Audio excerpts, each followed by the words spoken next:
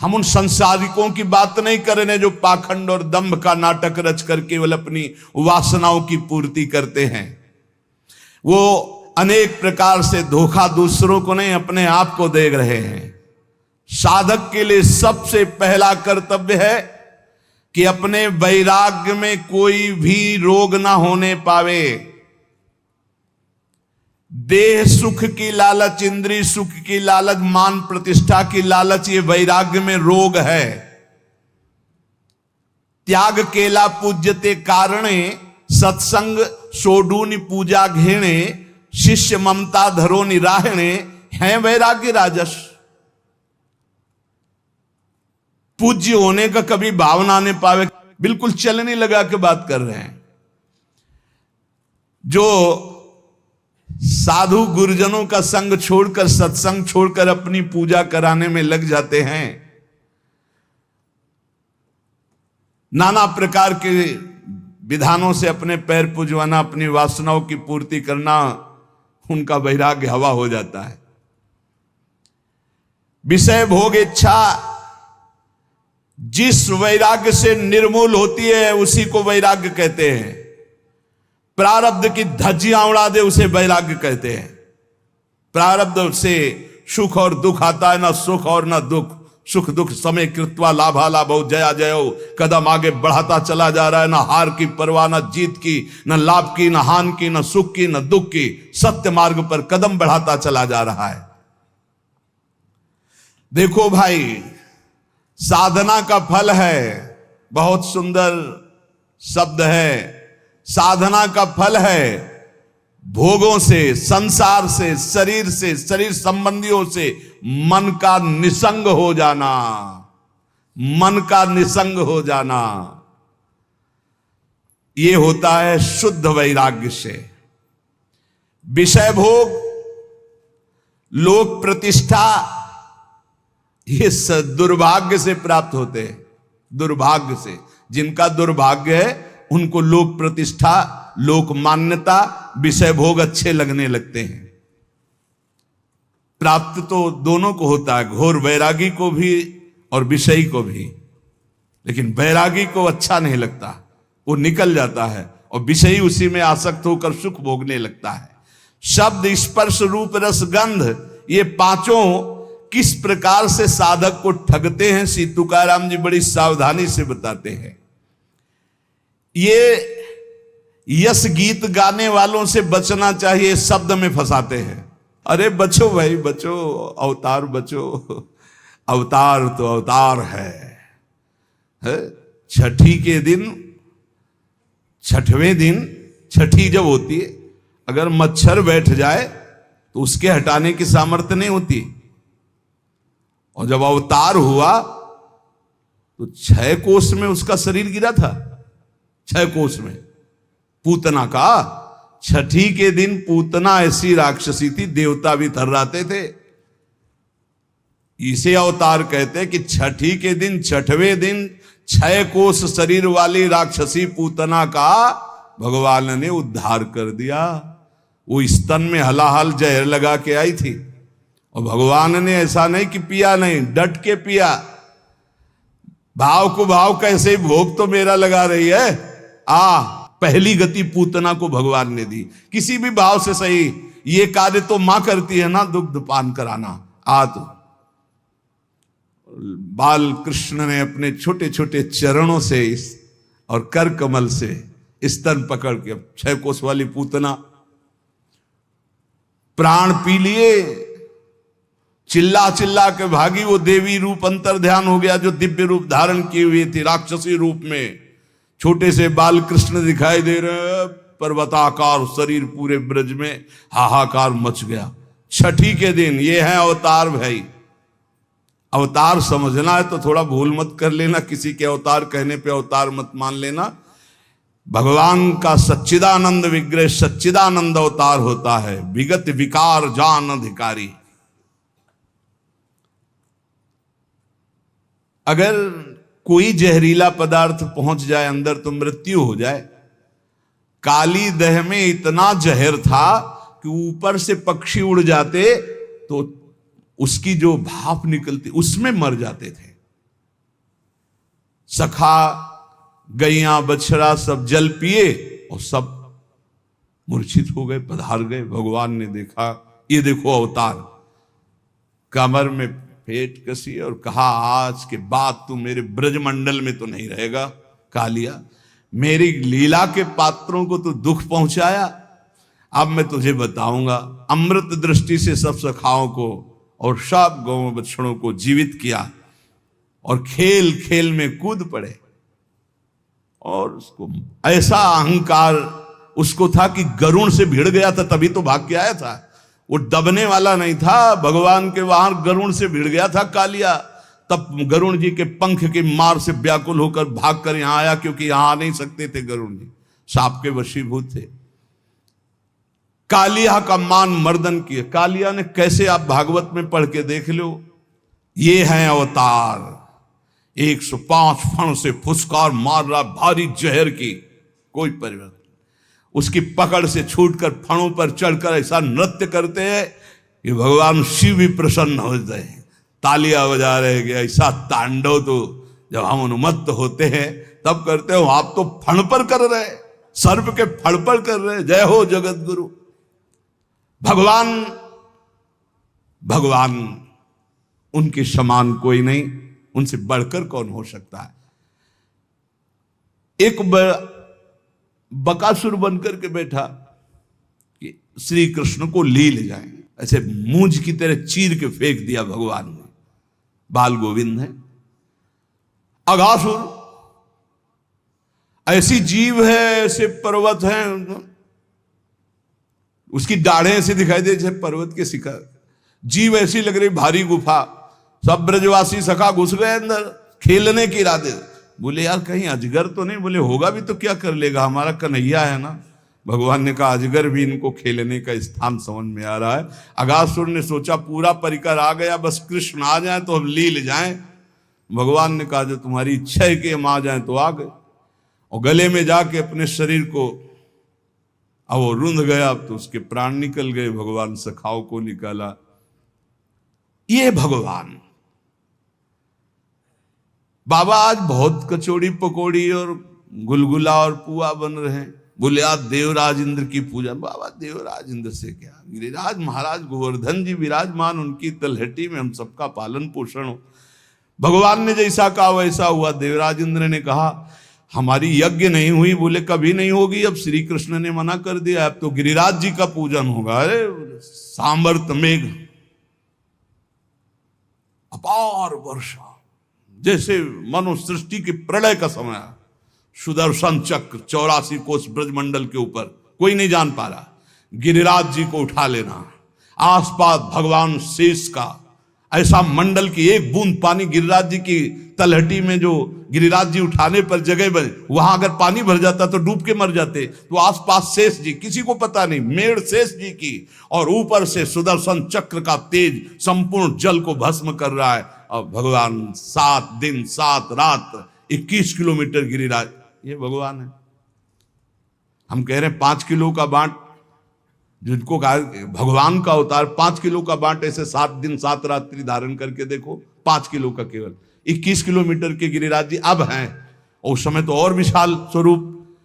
भगवान सिर्फ भगवान है, भगवान ही भगवान है। जैसे तरंग है, वायु विकार हटा समुद्र हो गई, इसमें कोई संशय नहीं। पर तरंग समुद्र नहीं प्रकट कर सकती, समुद्र करोड़ों तरंग प्रकट कर सकती, इतना अंतर है।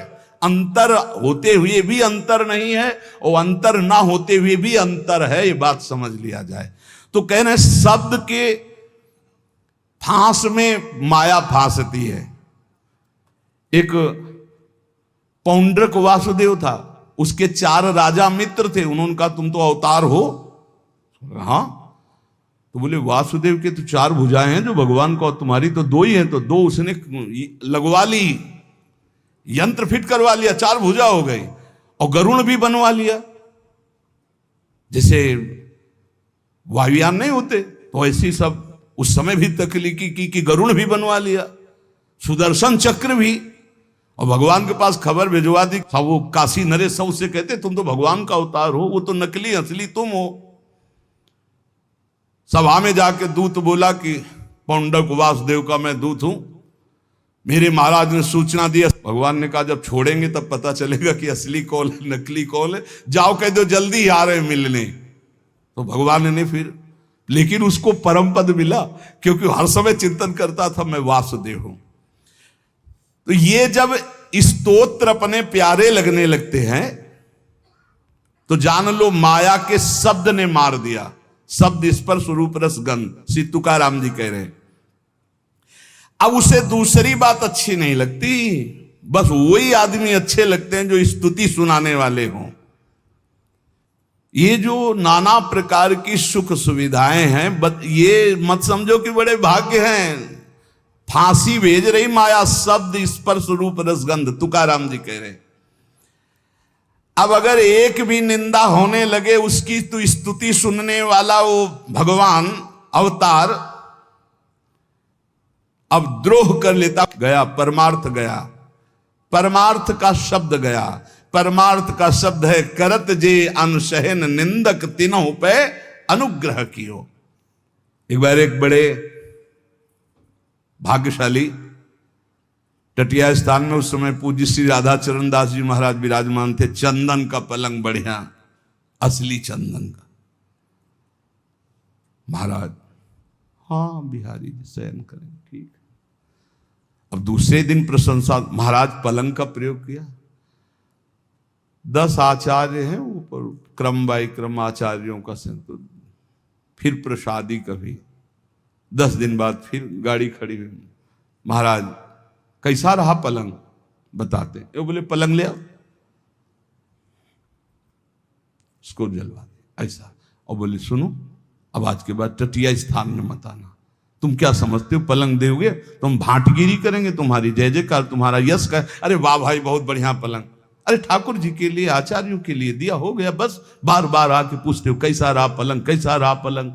ऐसा पलंग और दिया सराय लगा। जो अपने वैराग्य की सुरक्षा, हमने दर्शन किए पूज्य श्री राधा चरण दास जी महाराज, दंडवत जय बिहारी जी महाराज। बस मालय चल रहा है, 1-2 मुट्ठी चना फुला करके वही पाना। वैभव तो आप भी देख रहे हो, बाकी बिहारी का कोई वैभव कमजोर है। आसपास इकट्ठा होने वाले लोग बढ़िया आसन, स्वर्ण जटित पलंग, पहनने के लिए कीमती कीमती कोट, ये वस्तु ये वस्तु ये वस्तु, देवी देवताओं के समान भोग। देखो पहला जो सुंदर सैया, सुंदर पोशाक, सुंदर पहनने ओढ़ने के, ये हुआ स्पर्श सुख। फिर रस, उत्तम उत्तम भोग, पेय पदार्थ नाना प्रकार का, मौसम्मी का जूस, अनार का जूस। पानी ढंग से नहीं मिलता बैरागियों को। हाँ पानी भी अच्छा नहीं लगता उनको, कैसे उनको, उनकी प्यास तो भगवदानंद है। देवी देवताओं को भी ऐसे भोग। और फिर मृदु स्पर्श वस्त्रों का, स्वाद स्पर्श रसेंद्री का, कर्ण स्पर्श शब्द का, फिर रूप का आकर्षण, गंध का आकर्षण, उत्तम उत्तम पकवान, मेवा, मिठाई, बादाम पिस्ता का हलवा, गले में बढ़िया फूलों की माला, दुनिया के सुगंधित द्रव्य साध। कहां चले थे? शब्द स्पर्श रूप रस गंध पर विजय प्राप्त करने। माया ने कहां फंसा दिया। तुकाराम जी बिल्कुल एक एक चीज में छन्नी लगा के बोल रहे हैं, साधक बिल्कुल सावधान। उसका वैराग्य ऐसे टूटकर बिखर जाता है कि पुनः जीवन में वो समेट नहीं पाता अपने वैराग्य को। लोक प्रतिष्ठा उसके पीछे पड़ जाती है। हमने सहस्त्रों हजारों साधकों को भगवत प्राप्ति से वंचित होते देखा है। श्री तुकाराम जी महाराज बोल रहे हैं, इस प्रकार के गिरे हुए साधक फिर दोबारा उठने की हिम्मत नहीं रह जाती। क्यों? क्योंकि उनके मन में, इंद्रियों में इतनी विलासता पैदा हो जाती कि उसके बिना वो जी नहीं सकते। जरी कृपा उपजेल भगवंती, तरीच मागुता होए बेरक्ति। यदि फिर भी भगवान दया कर दें तो ऐसी स्थिति में भी निकल पावे और वो अपने वैराग्य को सुरक्षित रख पावे, नहीं तो बड़ा बहुत ही कठिन है वैराग्य को बचा पाना। भगवत प्राप्ति तो भी बड़ी दूर है। जो तुम्हें प्रिय हो उसका भोग त्याग कर दो, तुकाराम जी महाराज कह रहे। जो वस्तु, व्यक्ति, स्थान, पदार्थ जो प्रिय लग रहा हो उसको भगवान को समर्पित कर दो। प्रियता का तुरंत निष्कासन करो, नहीं तो बंध जाओगे। और सत्संग में स्थिर भाव से बहुत सावधान होकर एक एक शब्द पकड़ो, वही बचाएगा तुम्हें। प्रतिष्ठा होने लगे तो बेचैन हो जाओ, उसे स्वीकार मत करो। मान, प्रतिष्ठा, नमस्कार, प्रणाम, इसे स्वीकार मत करो। बहुत जहर है, सम्मानम कल्याति घोर गरलम, लेकिन ये ऐसा मीठा जहर है कि हाथ जोड़कर पीने को मांगोगे। बहुत मीठा जहर है सम्मान। हरे बड़े भाग्य हमारे यहाँ दर्शन हो गए आपके। आप जैसे भजनानंदी महात्मा तो न भूतो न भविष्यति।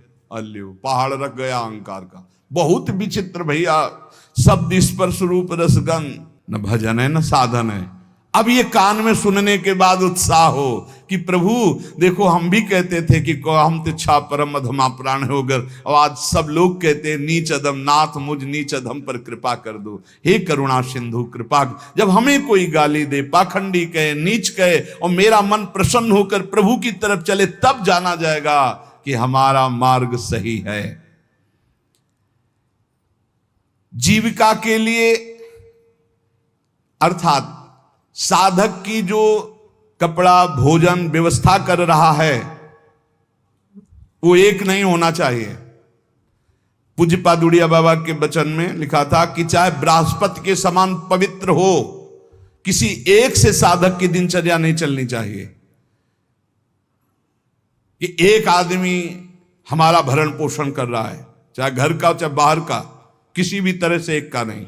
हमारा भरण पोषण कईयों के द्वारा, भिक्षा वृत्ति से, मधुकर वृत्ति से, आकाश वृत्ति से, नहीं तो ठाकुर सुवाती कहनी पड़ेगी। अरे आप जैसा कौन भगत है, ऐसा कौन करता है, मतलब बांटगिरी करनी पड़ेगी उसकी।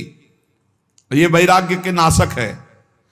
प्रापंचिक लोगों के घेरे में बैठना, प्रापंचिक लोगों के दान देने पर उनकी भांटगिरी करना, बड़ाई करना, अपना बड़प्पन मान लेना। देखो ये अज्ञान की वृत्तियां, बड़ी सावधानी से सुनो।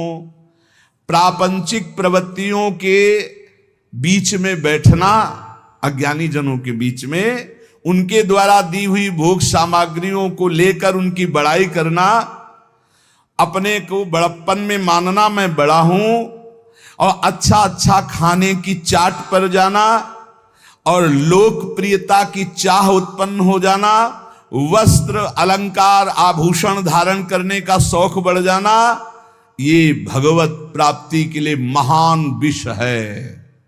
महान विष अर्थात मार दिया, अपने आप को मार दिया। चले थे भगवत प्राप्ति के लिए, मार दिया। ये अंगूठी, ये सोने की जंजीर, ये वो कहां चले थे भगवत प्राप्ति के लिए, इन्हें मिथ्या मान करके। श्री तुकाराम जी महाराज कह रहे, प्रापंचिक लोगों के बीच में बैठना, प्रपंच की बातचीत करना, जो तुम्हारा कुछ भी वस्त्र, भोजन सहयोग करता है उसके सामने ठकुर सुवाती अर्थात उसका यश गान करना, अपने को बड़ा मान लेना, अच्छा अच्छा खाने की चाट हो जाना, लोकप्रियता की पसंद हो जाना, वस्त्र और अलंकार धारण करने का शौक उत्पन्न हो जाना, और नाना प्रकार के जो प्रपंच है भगवत प्राप्ति में महाविष है। उपासक को चाहिए, अगर गृहस्थ है तो अपनी स्त्री से केवल मतलब रखे, और सब स्त्री शरीरों में माता बहन का भाव रखे। विरक्त है तो सब में भगवत भाव रखे। भक्ति शुद्ध परमार्थ के लिए ये जितने दोष बताए जाते हैं इनसे बचाओ अपनी, नहीं भक्ति रुग्ण हो जाएगी। अखंड नाम स्मरण करना, एकांत सेवन का अभ्यास रखना, कभी भी अभिमानियों का संग न करना, नहीं वैसे ही रंग आने लगता है, और अपने भरण पोषण की बिल्कुल चिंता न करना, पोषण भरन चिंत कराएं, श्री हरिवंश विभो बिलसाएं। यदि भगवान सूखान्न दे रहे हैं तो जय जयकार करके पाओ भगवत प्राप्ति के लिए। जैसा भी, कभी घी घना, कभी मुट्ठी भर चना, कभी वो भी न बना। ऐसी स्थिति नाही ज्यासी, तेव कृष्ण प्राप्ति कैची त्यासी। या लागी कृष्ण भक्तासी, ऐसी स्थिति असावी। महाराष्ट्र भाषा में कह रहे, ऐसी स्थिति जिसकी है वो श्री कृष्ण को कभी प्राप्त नहीं कर सकता, जो ऊपर बताया गया। इसलिए जो कृष्ण भक्त है ऐसी स्थितियों से बचे। सच्चे विरक्त में ये लक्षण आपको स्वतः नहीं दिखाई देंगे। जिनका वैराग्य सच्चा है, आदर्श पुरुष हैं, वो अपने आगे आदर्श वैरागियों को रख के चलते हैं। चाल चलन में जो ढीले ढाले हैं उनको फसाव में फंसा लेती है माया। चाल चलन बिल्कुल पक्का होना चाहिए। एक संत भगवान बैरागी एक बार भोजन पाते थे, एक आश्रम में गए, वहीं थे, उनको गाय का एक गिलास दूध दिया गया। उन्होंने हाथ जोड़ा और कहा कि हमारा नियम है एक बार केवल आहार करते हैं। तो स्वामी जी दूध से क्या होगा? हमारा नियम है हम एक बार आहार। शुद्ध गाय का दूध, इसमें ऐसी डांट लगाए कि नजदीक नहीं हो। वही उदर भरण पोषण, वही शरीर की पुष्टता, वही खान पान की बात, कोई ब्रह्म चर्चा की? जब एक बार कह दिया कि एक बार आहार शरीर में डालते, ये क्या विषयी पुरुषों के जैसा बार बार दूध ले लो दूध ले लो, डांट दिया। एक खीर दोबारा एक चम्मच परोस दी तो प्रहार कर दिया, थप्पड़ मार दिया। भक्तमाल जी में आता है, नहीं, साधु अपनी निष्ठा अपना, उसमें प्रियता नहीं, शरीर भोग के लिए प्रियता नहीं।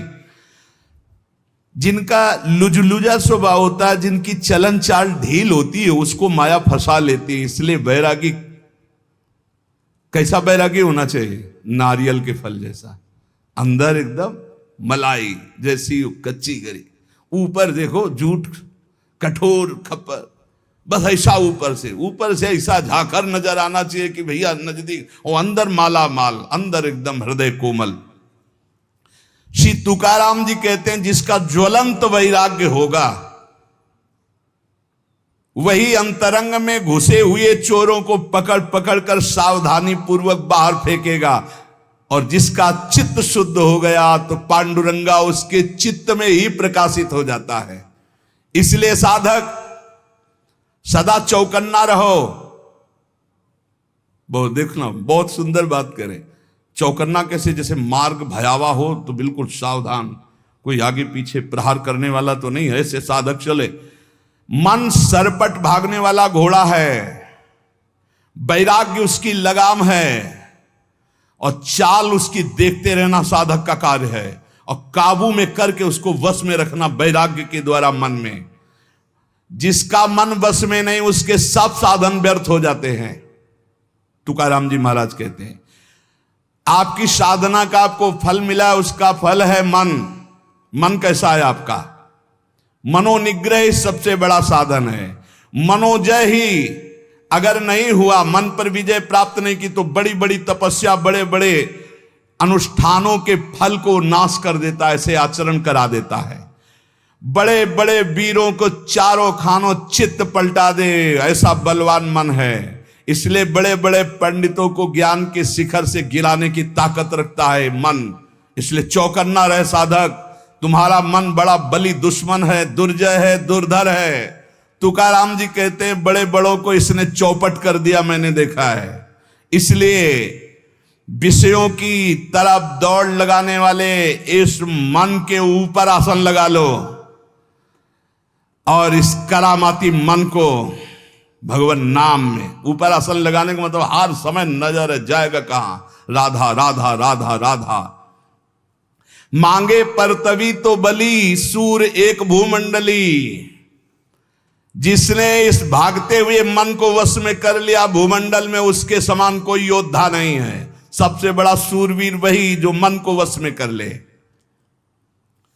श्री तुकाराम जी महाराज कहते हैं मन पर विजय प्राप्त नहीं किया तो तुम्हारा परमार्थ मिथ्या हो जाएगा।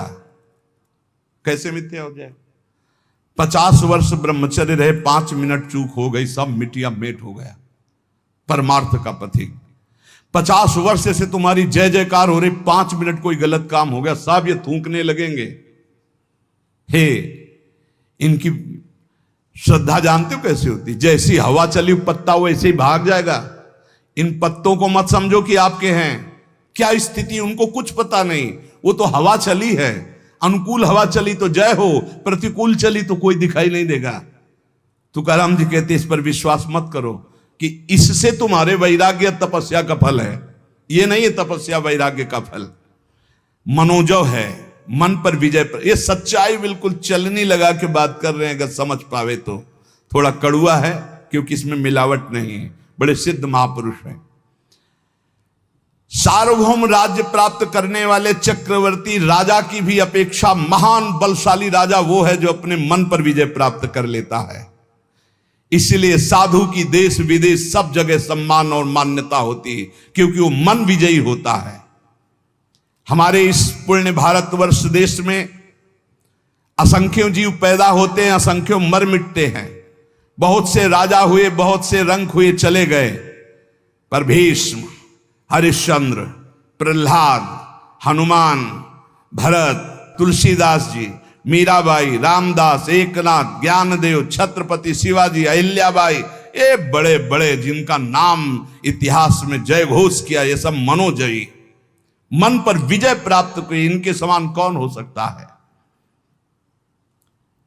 जिसने मन पर विवेक की जीन कस दी और वैराग्य की लगाम लगा करके और भगवत चिंतन रूपी आसन जमा कर बैठ गया, वही मन पर विजय प्राप्त कर सकता है। विवेकवान, भजनानंदी, वैराग्यवान। प्रहलाद जी ने अपने पिता से कहा, पिताजी तुम अपने को बहुत बलवान समझते हो, लेकिन मैं तुम्हें बहुत निर्बल देख रहा हूं। क्यों निर्बल देख रहा हूं? क्योंकि तुम अपने चित्त में बैठे हुए द्वेष को नहीं निकाल पा रहे हो, असुर भाव को नहीं निकाल पा रहे हो। आपका ये शत्रु है। समम मनो धत्स्व न संति विदिशा। तुम मन में समत्व नहीं ला पा रहे, द्वेष बैठाले हुए हो, इसलिए सबसे कमजोर हो आप। ये उच्छृंखल कुमार्गगामी भागने वाले मन को साधक हर समय चौकन्ना होकर नजर रखता रहे, नहीं तो ये कमाई हुई भजन की पूंजी लुटा देगा। योग वाशिष्ठ, श्रीमद् भागवत, एकादश स्कंद और भी बहुत से ग्रंथ मनोनिग्रह पर ही ज्यादा ध्यान देने की बात दी गई है। भिक्षुक गीत में हमारे सुख दुख का कारण कोई दूसरा नहीं हो सकता, हमारा मन ही है। न कोई देवता है, न कोई कर्म है, न कोई काल है, ये मन ही हमारे सुख दुख का कारण है। मन में अनंत वृत्तियां उठती भोगों की, उनको जो मिटा दे वही महात्मा है। दान, धर्म, यम, नियम, कर्म, ज्ञान, व्रत, तपस्या, इन सब का फल है मन का शांत हो जाना, निर्मल हो जाना। अगर नहीं हुआ तो सब चौपट कर देगा। ये तुम्हारा दान, धर्म, यम, नियम, कर्म, ज्ञान, व्रत, तप सब चौपट कर देगा ये मन। परोहि योगो मनसा समाधि, मन का समता में युक्त हो जाना, भगवदाकार हो जाना ही परम योग है। जिसका मन शांत है, जिसका मन स्थिर है, जिसका मन भगवान में लग गया है, उसके सारे तीर्थ दान आदि का फल प्राप्त हो गया। अगर नहीं लगा तो कुछ नहीं प्राप्त हुआ। इंद्र, चंद्रमा, ये सब मन के द्वारा ही कलंकित हुए हैं। 1000 भग शरीर में थी देवराज इंद्र के, महात्मा गौतम जी के शाप से। और आज भी चंद्रमा में कलंक है, गुरुपत्नी गामी का। ये सब मन का ही खेल हुआ। ऐसे दुर्जय मन पर जो बड़े बड़े देवता विजय नहीं प्राप्त कर सकते, मानव देह में विजय प्राप्त करने का अवसर है। ये बलवानों का बलवान है, ये समय से नहीं मरता। जैसे समय से शरीर कमजोर हो जाता है, ऐसे मन कमजोर हो जाएगा। बोले नहीं, मन शरीर रोगी होने पर भी नहीं कमजोर होता, मन बुढ़ापा होने पर भी नहीं कमजोर होता, शरीर कृश होने पर भी मन कृश नहीं होता। मन को बस में करना होता है वैराग्य से, भजन से। जेविम हिरेनी हीरा चिरीजे, तेविम मने जी मन धरीजे। जैसे हीरे से हीरा चीरा जाता है, ऐसे इस सात्विक मन से कामी मन को मार दो। मन का दो प्रकार होता है, जैसे एक मन कहता है कि कर लेते हैं, एक मन कहता है नहीं करते। ये चोरी है, अगर चोरी करेंगे तो फंसेंगे, पिटेंगे। और अगर कुमार्गामी मन जोर पड़ गया तो सत मन की बात नहीं मानता। बोले जैसे हीरे से हीरा चीरा जाता है, ऐसे सत मन से असत मन को काट दो। हीरे से हीरा चीरा जाता है, वैसे मन से मन को जीत लो। कभी कभी मन को पुचकारना भी चाहिए, हरि गुरु के भजन में लगाने के लिए इसको दुलार भी करना चाहिए।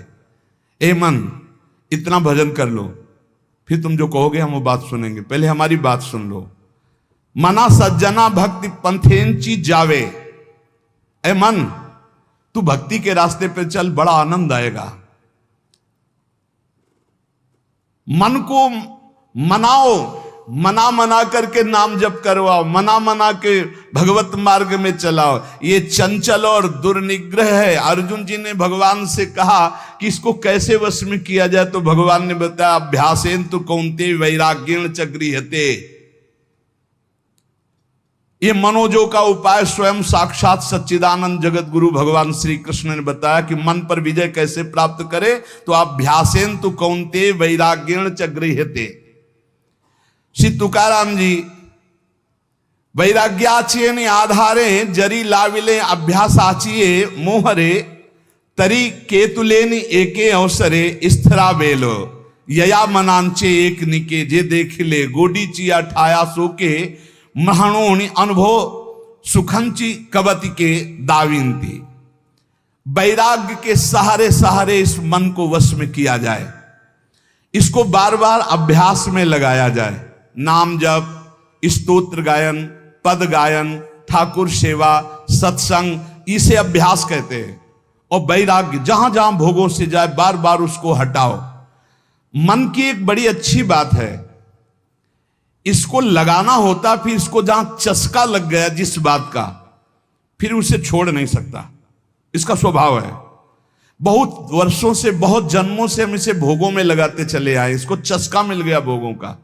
अब श्री भगवान की तरफ लगाते हैं, अब ये लगता नहीं, बार बार लगाइए, लग जाएगा। भगवान ने कहा अभ्यास और वैराग्य। अभ्यास से बार बार नाम जप में लगाना, पद गायन में लगाना, समय से सत्संग में आ जाना, बार बार सत्संग सुनना, बार बार नाम जप, तो ये अभ्यास हमारा। अभ्यास योग युक्तेन है। जब हम अभ्यास योग से युक्त होते तो हमारा चित्त फिर जाने नहीं लगता है, धीरे धीरे वो शांत होने लगता है। एक ओर वैराग्य को कसे और दूसरी ओर विषयों में जाने वाले मन को बार बार हटाकर प्रभु में लगाए, इसे अभ्यास कहते हैं।